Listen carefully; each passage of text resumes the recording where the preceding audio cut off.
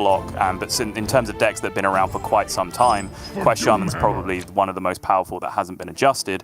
Even though Handlock has been hit with those adjustments, it's still a real terror in this matchup and still just generally tends to do the powerful things it can do 1 to 2 turns quicker than the Shaman can get there, and particularly when you are a Rod gamer in the opening hand, as Blyze clearly is here. Yeah, really good keep there from Blyze. But I agree. I've actually been playing these 2 decks the most recently, just dipping, in and out on ladder with both of these. And I played a lot of the Shaman versus Handlock matchup. And although Shaman's capable of powerful things, like all of the removal from Handlock lines up against you very, very well, which is one of the problems. And then, one Soul Rend just deletes the initial board, which you're kind of relying on as the Shaman. So I do think that outside of the Mithril Rod keep, if Blyze gets hold of a Soul Rend on or before turn 4, maybe even turn 5, he should be feeling that pretty confident. Yeah, and even outside of that, if he can just start hitting big threats, right? Like one way or the other, yeah. He can start to get Nulls and a Netheron down before Shaman can really do anything particularly impactful. And even a Netheron, which against some decks is, obviously it's huge for 1 mana, like 1 mana 8/6, obviously that's nonsense, but 6 health is a reasonable target for a lot of decks. You look at other Warlocks, for example, they can just Shadow Blast it cleanly and not really lose that much tempo. Shaman is going to have to dump multiple things even into 6 health in order to clear it most of the time. So big threats or good removal, that's one of the many reasons why this is such a good matchup for the Warlock, because you just have so many different angles of attack that end up being successful.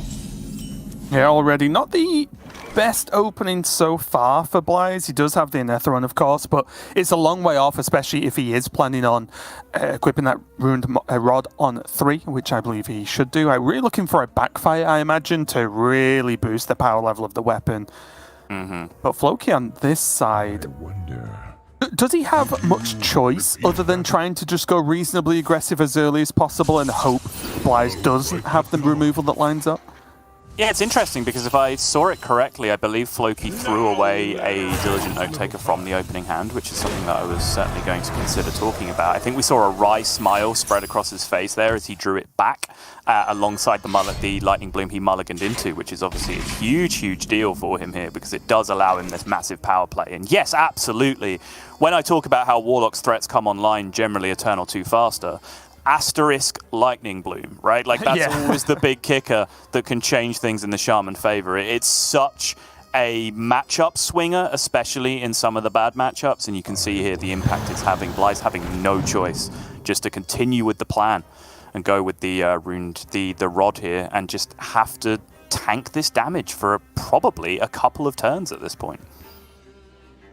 Yeah, the good thing at least for Blyze in this situation is that Shaman burst damage before Brukan is quite predictable, right? It's normally dealing 3x amount of times based on how much mana they've got. They're normally overloaded, so that limits them to an extent as well.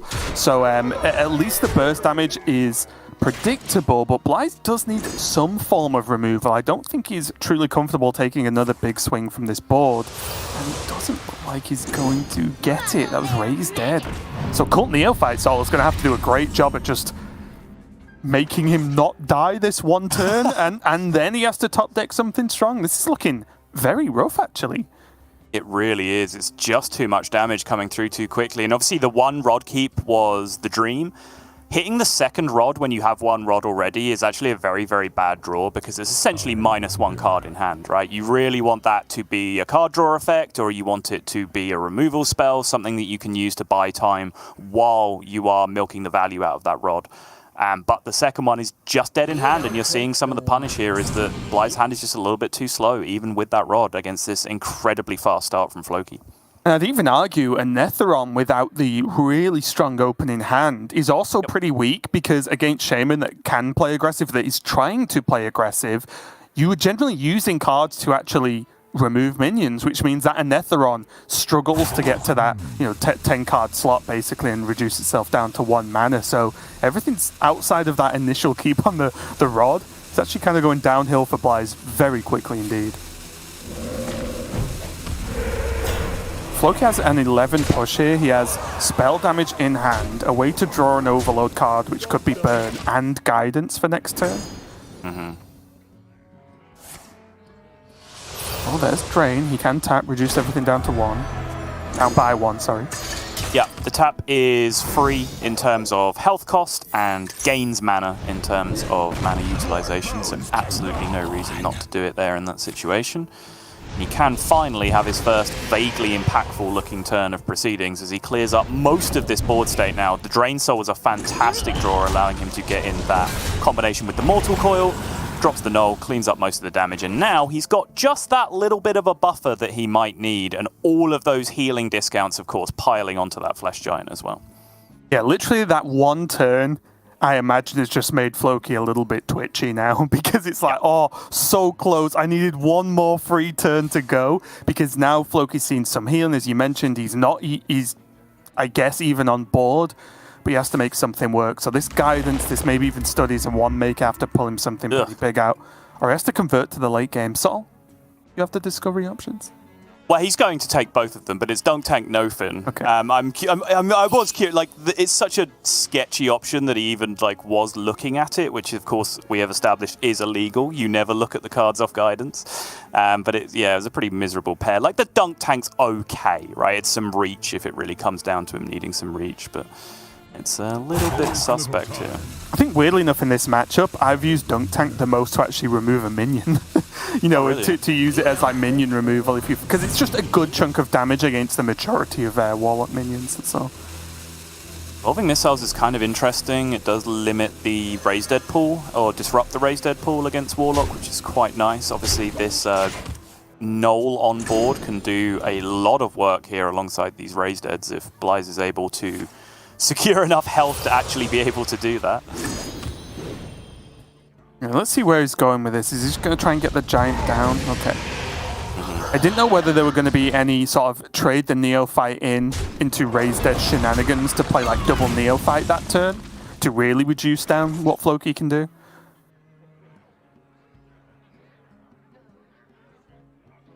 What's he got here? Just 6 from the Dunk Tank play with double spell damage? Yep. Ooh.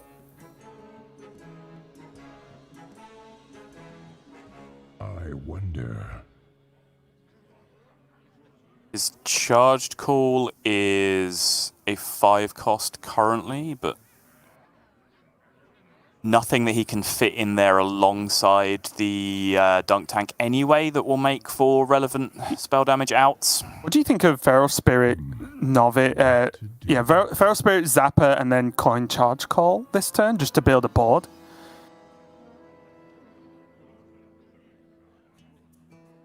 I'm okay with that. It would push the charge, to 7, I guess, at the end of all of that. 7 drops tend to be pretty juicy. It's quite a limited pull with some good high rolls in there, which you do tend to hit at least one of every now and again. I think he's just going to go, though. Okay. Just gain the taunt from doing it from the double overload as well, so that's definitely helpful. Does mean Blyze can't tap, which again is a huge benefit here for Floki. Is that true? Yes, 2 out of 7 on Quest currently, so yeah, you are absolutely correct. You get accustomed to the smell. It's going to have to put up the wall with the Baron Scavenger, and now any combination of things here from Floki might be able to find the way through this. Cheeky devolving missiles time. Oh. There's never a world in which you just don't slam devolving, don't even look, and start aiming the minion's face. Yeah. If you look, you probably miss. I like Floki's just smiling. He's like, oh, well, let's go. There you go. Nice and easy. Game 1 going over to Floki, and that is a big feels-good victory for him. As you saw there with the little fist pump coming out, he hasn't been our most emotive of players so far, but just a brief celebration, and I think that goes back to the mental game that you were talking about before, right? A loss to Blyze earlier in the bracket, come in, you lose kind of the flip or the mind game or whatever you want to call it on that opening matchup, feel like you're going to have a tough time, and then Hearthstone, sometimes Hearthstone just blooms you and you're just in a good place, and that's exactly what happened here with Floki. Blyze, no real fault on his part, I think. Of course you keep the rod, he just happened to mulligan into a very slow hand to go alongside that rod. I think if, on that turn he could have had a Shadow Blast or a Drain Soul Coil just to be able to deal with the 6-4, he would have bought so much time over the long run, right, to be able to stabilize this game. But in the end, just hand was a little bit too slow. Rod didn't give him the value that he was really looking for, didn't give him the tempo that he was really looking for, so he's going to move on instead now to one of his pet decks, I think one of his favorite decks in the metagame, one of the decks that's really made him fall in love with Hearthstone again, the Celestial Druid. Yeah, and this is one of the, I guess, benefits for Blyze. His lineup does pretty well versus Shaman, right? He has the handlock, he has this Druid, he has his own Shaman, which, mirror, whatever. So he's probably not feeling too upset. He's probably feeling more upset about losing the favorable than having to play against Shaman, if that makes sense. So he's got the Druid now to, let's just say, he can take the win there. But that's where things get a little bit interesting, because Floki still has his Rogue and his Mage left over, because Floki's Warlock got banned by Blyze. So let's see how Last Hero Stand is going to shake out for these players here. But I think time and time again, we've seen Druid take the win in this matchup, and I think Floki's plan is going to be very similar to the Warlock plan, right? Chuck as much on the board early game as possible, because you ain't winning the late game. Yeah, I mean, it's slightly more nuanced, I would say, from the Shaman side. Like, yes, of course, if you can get hold of your Spider Tanks and your Feral Spirits early enough, go ahead and jam them down. But there is always that overload mechanic that you have to look out for and avoid falling into the trap where you try and make a one aggressive play with overload, but then you get punished for it with Celestial Alignment the next turn. And if you've made one aggressive turn, but then you don't have a turn the next turn because you're on 1 out of 1 mana overloaded, so you have 0 mana, your play better have been really aggressive, because it has to have won the game straight up. So I think there is a very fine balancing act in this matchup from the Shaman side, and it's what makes it so difficult. It's what makes it a tough matchup for the Shaman, a good matchup for the Druid. And yet again, it's why the Note Taker Bloom plan is the best, because you just almost certainly can't get Celestialed that early in the game. I say almost certainly, because was it last week where we saw the nutty one where it was like Bloom, Celestial, like super early? Yes. I'm not sure if that was an RDU game, but yeah, I think it was last week that we did see that indeed. And that's where it becomes really difficult, right? Because you can plan not to overload going into 7. You can plan not to overload going into 6 if they haven't used coin, or even if they have used coin or were going on the play, just to play around and innovate, right? Right. Sometimes you just like, well, my hand says overload this turn. My opponent has 4 mana. If they're going, if they're going to Vape Bloom Celestial Alignment me, then God bless. But sometimes that just happens. At least for Blyze now, he does have that early Fungal Fortunes to get things cooking. Will of course be wanting to dodge the minions, and he did. You still not identify it by the animation, Raven, or were you amping up the drama for our viewers? I'm gonna go for the drama. Okay. The drama. Okay. Answer. We do see the Bloom play here from Floki. Not quite as powerful without the Canal Slugger available to him, but still allows him to do a lot of stuff and unlock those crystals if he wants to. Yep, goes digging with the Guidance first, just in case he can find a better payoff for what he wants to do this turn. Absolutely does with the Feral Spirit here as well. Gets all of this overload so far unlocked with his first proc, but he will have to hold the L on this overload from the Feral Spirits at least. I'm looking forward to that double Lightning Bolt face next turn, so they really push it in there. He's going to go pretty defensive here, makes sense. Doesn't have any ramp, there's no overgrowth, no nourish to plan for yet, so just going to go max defensive, kill 2 of these minions and kind of just carry on with his day. Even a Best in Shell early could actually slow Floki down a lot in this matchup. Loki looking at his hand and going, well, I have a plan. I'm not sure if it's a good plan, but I certainly have one. Because he can tempo out extremely hard this turn, push a bunch of damage with the Lightning Bolt, get a 3-3 on board as well from second stage of quest being completed. He's got an incredibly cheap overload hand gifted to him, and he now has that overdraft as well to get all that mana back on the following turn if he needs to. Doesn't help you if you get alignmented though, of course, because you do not even have access to the 1 mana that you need to play the overdraft in the first place. I was pretty interested with that, right? Because I was even looking at whether he trades the overdraft to start the turn and then review from there, because although this is aggressive and he can trade next turn, it's just like this plan isn't going to win him the game on its own, right? He needs some kind of additional boost to help him out there, especially now with the best in show. Yeah, I mean, now obviously it's different, but it might have done, right? Like, his opponent's at 22, he has 8 on board, he has 4 from a lightning bolt and an overdraft that would then also deal 3 overloaded crystals plus 1 spell damage. It's kind of getting there, right? Or at least it was until this big wall of turtles came down on the other side. I guess I'm just not confident enough in these things. Yeah. I'm like, no, give me something bigger. Serpent Shrine's really nice, though. Really nice pickup. I imagine he's going to utilize this overdraft to get through these turtles.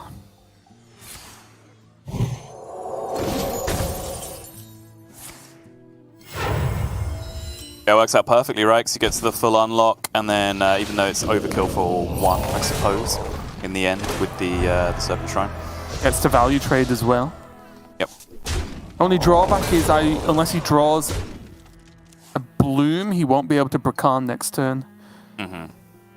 But you know what? I think he's okay with that. You know? Oh, I don't get to Brakan on curve as Quest Shaman. Woe is me. Like, no, I'm not really going to listen to that argument, I'm afraid. This was an absurd Quest Shaman draw up until this point. You've got to dream big, Sol. You've got to dream big.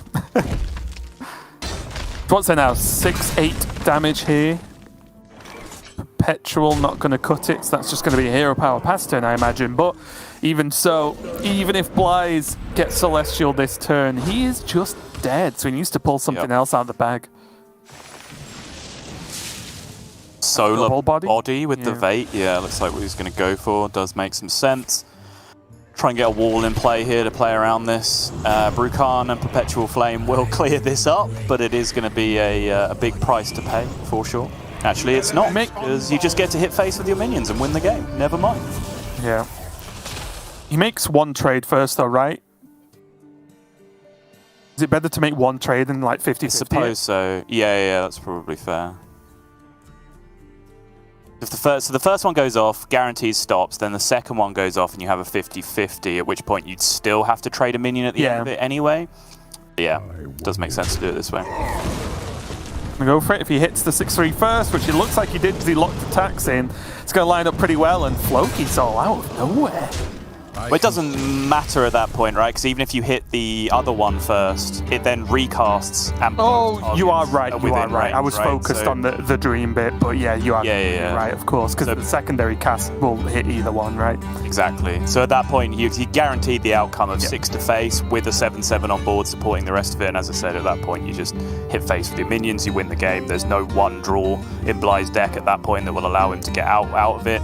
Normally, if you can't comfortably Celestial, the kind of play you're looking for is like Solar Cenarian, right? To buy you some time, fight for the board. Blyze is miles away from getting anything like that done. But that's just 2 Quest Shaman games, 2 Note Taker Blooms, 2 wins. Like, spot the connections, right? Like, it's fairly easy to work out how these things have gone. Let me give Sherlock a call. I need a hand. Yeah, and I just want to reiterate as well that maybe we didn't touch on too much. Floki did lose. Excuse me. Floki did lose the matchup to Blyze yesterday, which again, like we said, going into a rematch where you got 3-0'd must feel bad. But in a roundabout way, this is the only matchup that matters, right? If Floki wins this, he goes through to top 8. If Blyze loses it, the fact he beat Floki doesn't really change too much. So really big matchup here if Floki can not only beat Blyze, but do it in this kind of fashion with a 3-0 to respond. Sol. Yeah, we talked about this a little bit last week, I think it was, where the dynamic can be frustrating sometimes when you're on the losing end, right? When you go 1-1 against a player in groups, and they're through to Saturday, but you're sat at home streaming on Rank 1 Legend. I actually think Blyze is dumpster at the moment, to be fair, just to pile even more misery on him. But It's a rough one to take, right? But that's just kind of way the bracket is panned out, and it's the luxury that someone else gets from having won a different game or you lost a different game. You know, there's all these other factors that come into play. So it's a tough one to take for sure. But as you said, if Floki picks up the win here, he will have forgotten all about that 0-3 loss that he had in the opener against xBlyzes. It's a confidence booster if I ever saw one, basically. This mirror, though, of course, not many. I think if you choose to queue the mirror when you have other matchups left, it's because your other matchups are absolutely terrible. But yeah, I think xBlyzes needs to work some wonders here, because a mirror, especially in this matchup, can get very, very strange. Subtle, are you okay? I'm fine. Floki is also fine. I'm getting the impression he's a little bit embarrassed by some of these hands because he just drew Bloom yet again, I think, like on a 1-mull. He just mulliganed into the Bloom and just sort of didn't know where to look for a second and just mouthed, okay, fine. Like, these are just his hands this series. Is just going to be hitting that Lightning Bloom. Whereas xBlyzes does have the Diligent Note Taker, which can make some spectacular things happen if he is able to pick up a Guidance or a Bloom or something of his own. But right now, he is in a spot of bother for sure. Yeah, even having to trade the Overdraft on turn 2 is never really something you're looking for, just because it eats into the mana. I guess the only benefit is because he's on the play. There aren't a million good turn 2s that Shaman has, right, when you're on the play. Obviously, with the coin, you normally coin out one of the many 3-drops you have access to. Oh, I think the Spectator might be bugged here. Yes. Oh, okay. Novice Zapper is on the board. Floki has coined out Marsh Spawn in response. It's actually kind of an argument there as to whether Floki would want to coin the Dungeoneer or the Marsh Spawn, because obviously with a Zapper in play, all of the 3 damage removal spells for Shaman now do 4, so arguably the Marsh Spawn is just a cleaner target for your opponent at that point.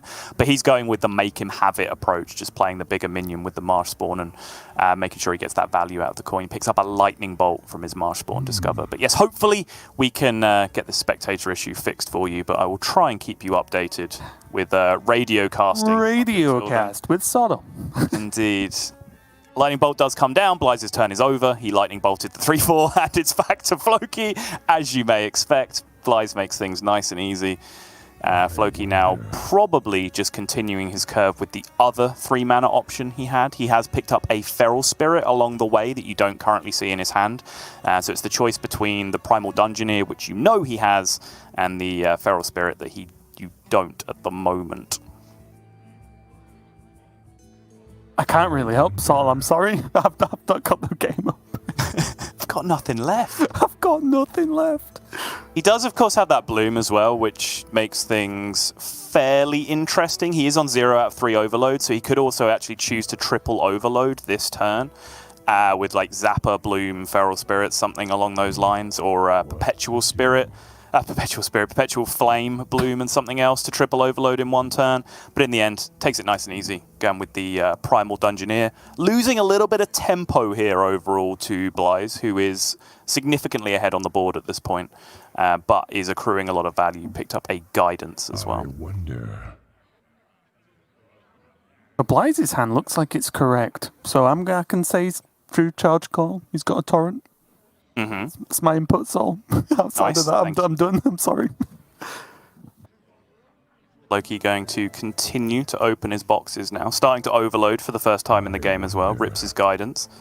Once again, looks at the options. I'm very upset with the fact that Floki looks at his Guidance options. Makes me very sad. Feral Spirits and Tiny Toys being the cards picked up. Hey! Oh, we're back! And we're back. Best do some work then.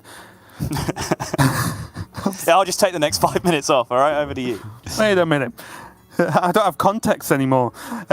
Yeah, so Floki, of course, having an absolute ton of options here, and he does have to take a bit of a slower turn. I imagine he doesn't really want to go into Bloom anything, unless he wants to go like Novice, Bloom, Lightning Bolt X, but it doesn't really look like it achieves too much. I don't mind him taking a slower turn here.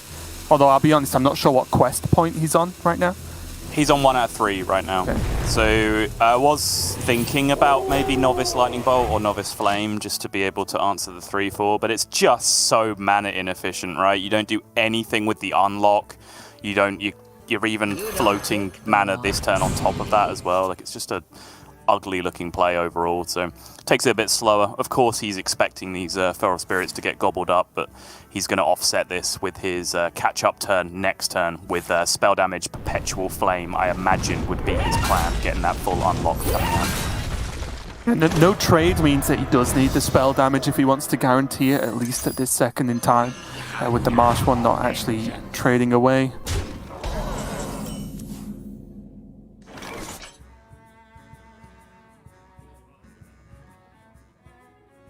Can respond with, say, Novice, Flame, and dump a Feral Spirit or a Marsh Spawn at the end of all of that as well. Pretty solid. Yeah, it looks pretty good to me. Although actually, because he overloaded with the Feral Spirits on the previous turn, if he plays Novice, that would unlock his overload, and then the Perpetual Flame would lock him up again for next turn, which is a little bit awkward, has to be said. What if he just starts with Bloom? How does that help? Well, Floki and me agree, as always. No, but really, how does this help? Well, because... He might just Lightning Bolt in this case, then, maybe? No, looks like he's still going for the Flame. I mean, he might just have to be okay with taking a turn off. If he can wipe the whole board and gain a big board himself, I think that's probably the plan, right? Decides at this point that he might as well Lightning Bolt as well, since he's going to be skipping next turn. Just try and juice that charge cord as much as he can. Trying to go for the hardest tempo turn that he possibly can in this spot. And I'm getting the distinct impression he's roped his charge call here. He didn't get to pick. Oh, okay. Pick, well, right? yeah. Well, I think whether if it defaults, he would have got the Silas in that position if it Right. defaults, right? I'm pretty sure that's how it works. So. whether he picked or not, it turned out well. In the end, doesn't actually matter because there's a torrent in hand for Blyze. I'll write that down. He's just going for tons of value now with the double card I forgot the name of now. For some reason, I'm distracted. Guidance, of course, yeah. Didn't really get the best with double Totemic Reflection, but still. Just the fact that he has access to that torrent, as you mentioned, is huge. He sort of just completely dumpsters on Floki's big turn, and now Floki's got the old 1 mana to make something happen with. I guess he just plays the Zapper. Pretty good, right? I mean... Yeah, it's about as good as it was ever going to get, yeah. Exactly. I would say don't underestimate Totemic Reflection. It's one of those cards that people always think, I'm pretty miserable getting this off Guidance, but once you get Brukan down, honestly, like, any board buff, even if it doesn't hit a totem, like, if it does hit a totem, you end the game, right? It's just such an insane spell casting that twice on an actual totem. But I think anything that buffs board is actually a little bit underrated off Discoveries with this deck. There's 12-12 on option there, but... No, there wasn't. What the stats are again, I forgot. It's a 0-0. There we go. Yeah.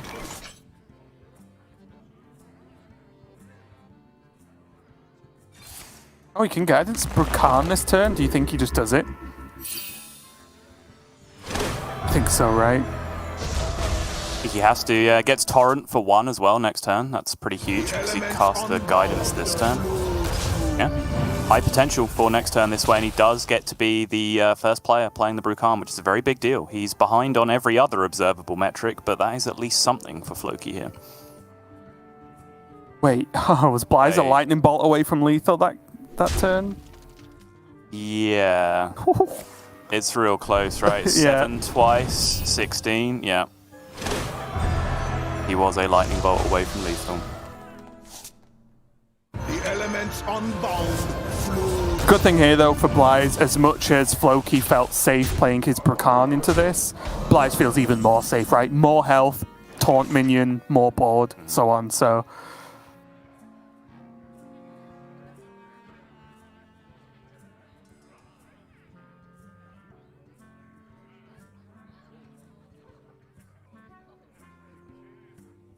Is Runic Carving's the best option here? You don't have board space for all of it, is the problem, I suppose. Just with the Torrent and the 7/7, you can clean up, you know, the biggest threats on board, but when you're at 11, even a 2/3 on board is fairly miserable. Tidal Surge is absolutely insane. can Tidal Surge the Brukan and just torrent the Alakir, right? Yep. And then even probably Trade. feels entitled to go face for 7 at that point. Oh, wait. Not think? Can he... Oh, he can't do it anymore, right? He won't do it. I was looking at whether he could do some kind of overdraft, you know, to just clear the board, but it's not going to work. The overload, they're not actually overload cards, right? So that's not going to be enough. But yeah, I actually like the face attack.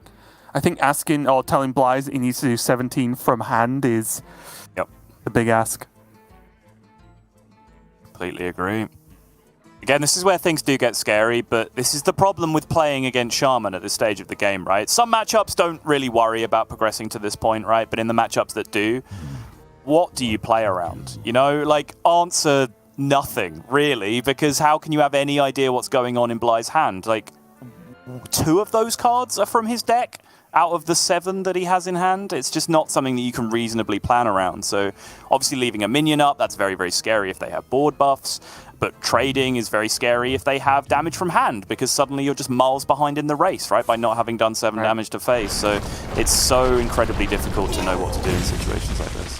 I will say as well, it's also difficult to even judge who's winning because it can like flip-flop so much. I've seen tons of Shaman mirrors when they get to the late game where you think, oh, okay, they got on board first, they got the big board with charge call, they've won. And then the opponent like charge calls twice, one of them's a rabbit which just deletes the opponent's charge call, and it spirals a lot depending on what they can get from guidance and what they can discover elsewhere, or if they're just going to make one massive torrent. Big boy. Look at that. It's beautiful. 1 devolving missiles, please, dealer.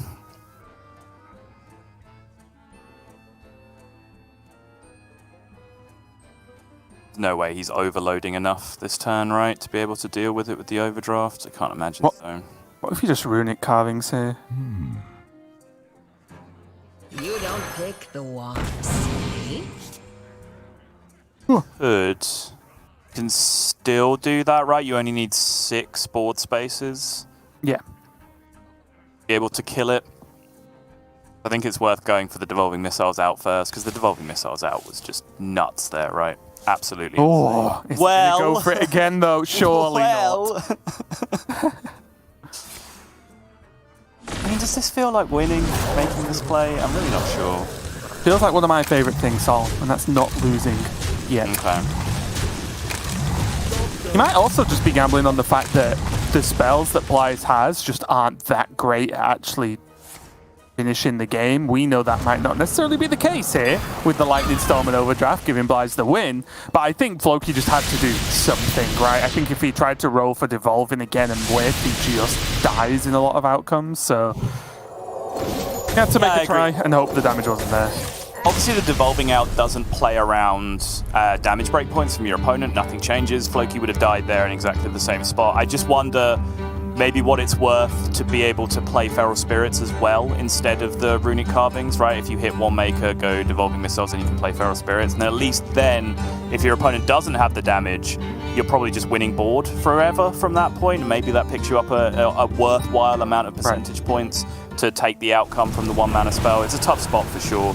I think in the end, the value just kind of got overwhelming from Blyze. Both players used a charge call early on for a little bit of tempo, which meant it was quite a scrappy Brukan game when it came down to it.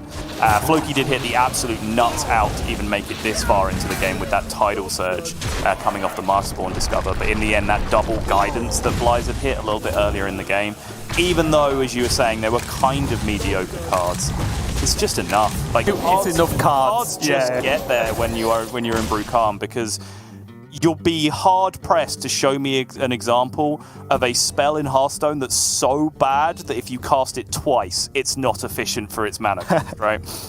I'm sure that's just not how cards are designed. But yeah, so moving on now. Floki does have to switch off his Shaman. He's not going to make it with the 3-0. He is going to jump over to the Mage, which, again, he has his Mage and he has his Rogue, which is that Garrote Rogue left over. And I kind of like him going for the Mage here. I think you feel very confident on Mage, especially just because you can predict a lot of that early game, and as long as you don't completely draw dead, so many of the removal tools, very similar to Warlock, right? So many of the cards you draw line up well as removal against early Shaman pushes, and then you just do Mage things and win the game.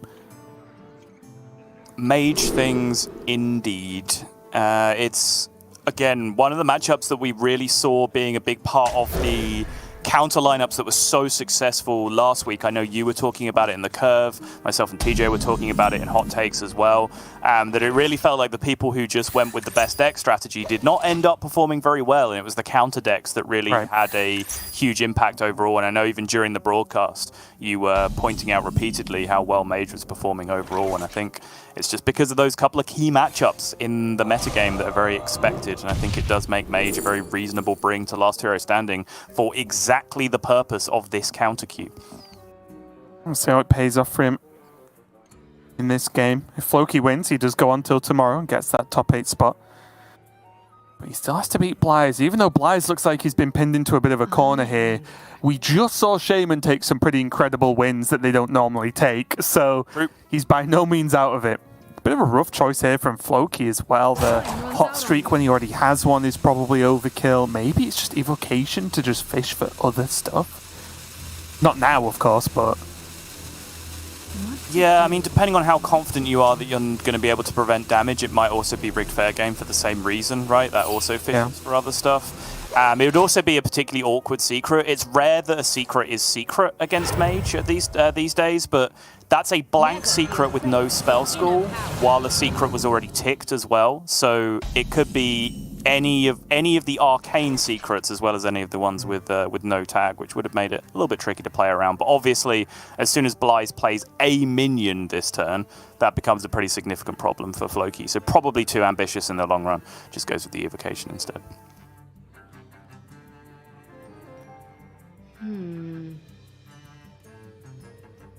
Floki going to work out what's going on here and how he wants to basically plan out the next few turns, but I can't really get past not just using 3 mana on curve to just dump the Ice Barrier now.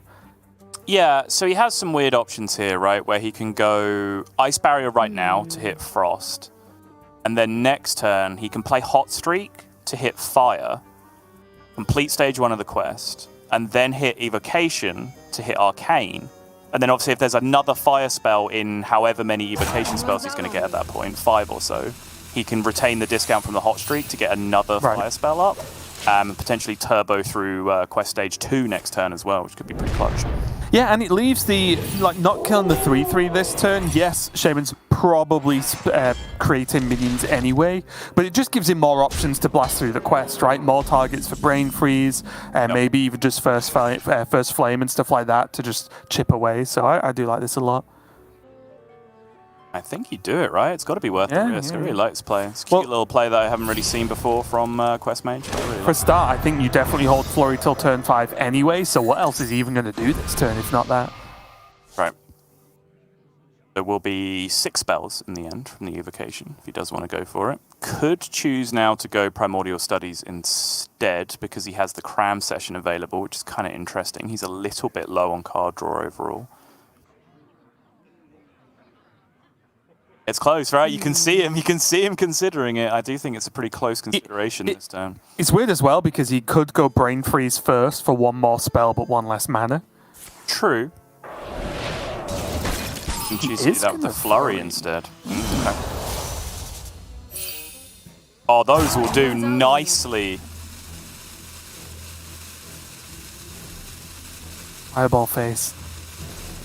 He uses Wildfire, he can then fit in Arcane and Frost again this turn. For step 3.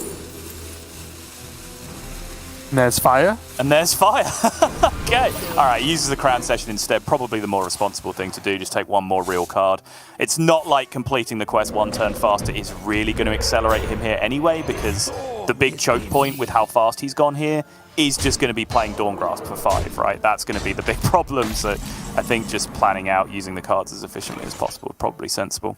Oh, I was just going to say as well, with that Refreshing Spring Water, with how good his hand is at achieving the quest, I don't even know if Floki should go for it because he does have that minion in there, and it would be a shame to whiff, but that's the only minion he's running. He isn't running one Thieves. It's the one Arcanologist. So that Springwater... It's a single copy, yeah? Yeah, one copy, yeah. And that Springwater now is like fully active, if you want to phrase it like that. Activated Springwater.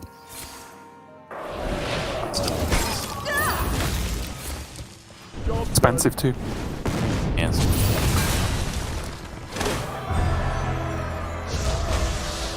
It's kind of strange, right? I can, depending on what the board state looks like, I can even see a world where Dawngrasp just might not even come down next turn. Nah. I guess he's got no flows, right? Which is the big problem here for him. Yeah, I mean, I get where your head's at, but honestly, I don't really see what else is happening this turn anyway. He can get the Springwater in anyway. Now he's hit the Incanter's Flow. Right. Like, you have to, again, this is the choke point, right? Like, it's the position for you isn't going to get any better to play the Dawngrasp. And obviously now having hit second hot streak, that's a pretty insane roll with the Ignite. Gets one Ignite cast before the upcoming Incanter's Flow anyway. So yeah, I really like this turn. It's again been a pretty not-so-draw, it has to be said, from Floki, but this one wasn't handed to him. I will say that like some of the Diligent Note-Taker Bloom draws were kind of handed to him up until this point. This one he had to work out and piece together, right? He took a mediocre draw and turned it into a very good one by coming up with that game plan with the evocation, with the hot streak, etc., to really turbo through that quest as fast as possible. Extremely powerful. Does have flow into Cram Session next turn as well. xBlyzes, though, although we've been focusing a lot on Floki, xBlyzes is making some headway at least, and we can see that there isn't any fire sale available for Floki here, so the wider this and the bigger this board gets, Floki might start feeling the pressure right about now. Stormwind champion, but I think xBlyzes was looking specifically for the Storm Watcher again. That's why he deliberately went 7 instead of 8, just trying to threaten as much immediate damage as possible. Stormwind champion is pretty close, but obviously you can mitigate that by clearing up the small minions, whereas killing one big minion is actually quite a lot more difficult for Mage to do in most spots. It's going to be a relatively... It's a filthy draw here, by the way. Yeah, I was going to say, it's going to be a relatively expensive turn for Floki here, having to play the flow and then a full cost Cram Session. Yeah, we can see Fire Sale not available this turn. Ugly. You can't just, like, bat away 2 of these 4/4s, right, and just deal with the rest next turn. Yeah, you could also just double slap the Stormwind, which is probably the better way of going around it, right? Because then everything else is dead to the Fire Sale next turn, and I think that just takes more damage off the board anyway, right? It's 7 plus 4, so it takes 11 off the board, whereas the most you can take off the other way is 8, so I think this just makes more sense in all regards. Is there anything you can get from Tiny Toys? No, because he had 1 mana that turn. I'm just thinking if he doesn't die this turn. I'm talking about in general to win the game. I see, yeah. I mean, what's the maximum output of, like, spell damage and Razes that you can get, right? Like, infinite Inara's infinite Raz? Yeah, that'll do it. I think it will.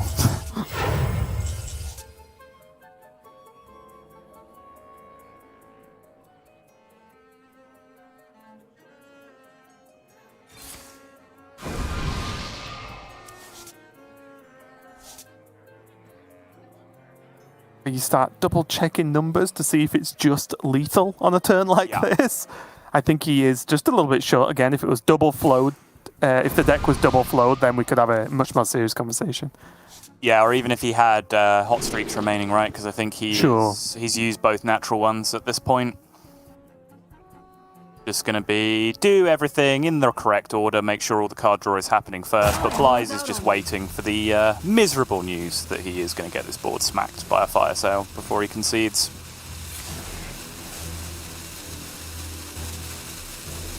One gets traded. Yep. When a Fire Sale gets traded, you know the second one's there and you know you feel bad about it. You watch it go back in the deck and shuffle and you're like, oh, not like this. But actually, the second one going in, kind of a big deal here, right?